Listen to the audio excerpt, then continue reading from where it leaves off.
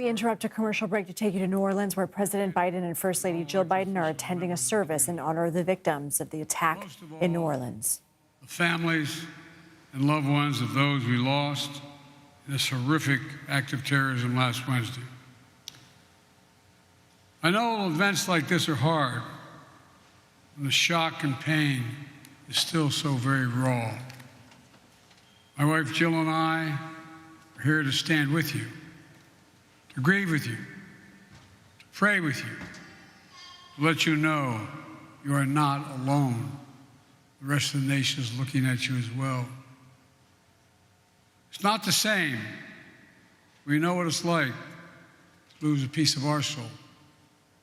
The anger, the emptiness, the black hole that seems to be sucking you into your chest, the sense of loss, the questions of faith in your soul.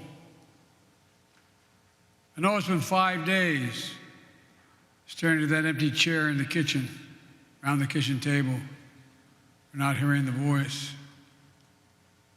You think of the birthdays, the anniversaries, the holidays to come without them. You think of everything, everyday things, the small things, the details you'll miss the most. The morning coffee you shared together, the bend of his smile, the perfect pitch of her laugh. The rest of America has learned about them as well.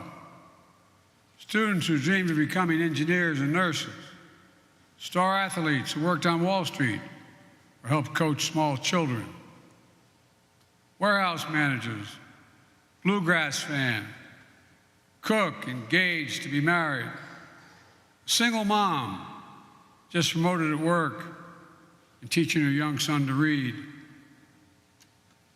They came from different states, even different countries.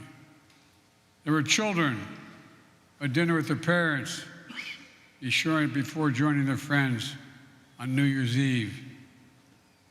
Some even ran toward the chaos to try to help save others. We remember them. Today, we also stand with the 35 people who were injured in the attack. And we think of the brave responders and law enforcement officers, officials, who risked their lives to stop the terror and save others, including 2 of those officers that I met tonight, injured in the firefight. Now, thankfully, both are recovering in our home. I've directed my team to make every resource available to federal, state, and local law enforcement to complete this investigation quickly and do whatever else we can. French Quarter is also home to so many people. We will support everyone who lives there, all the people of New Orleans, as they heal. And if there's one thing we know, New Orleans defines strength and resilience. You define it, whether it's in the form of this attack, or hurricanes or superstorms. This city and its people get back up. That's the spirit of America as well. Let me close with this. The families left behind, we know from some experience it's hard, but I promise you, the day will come when the memory of your loved one, you pass that park, open that closet door, smell that fragrance, just remember that laugh. When the memory of your loved one will bring a smile to your lips before a tear to your eye. It will take time, but I promise you it will come. It will take time. My prayer is that that day comes sooner rather than later, but it will come. And when it does, you may find purpose in your pain to live the life worthy of the one you lost. From the hymn based on the 91st Psalm in my church, may he raise you up on eagle's wings and bear you on the breath of dawn, make you to shine like the sun and hold you in the palm of his hand. God bless you all. May God protect our troops. God bless you.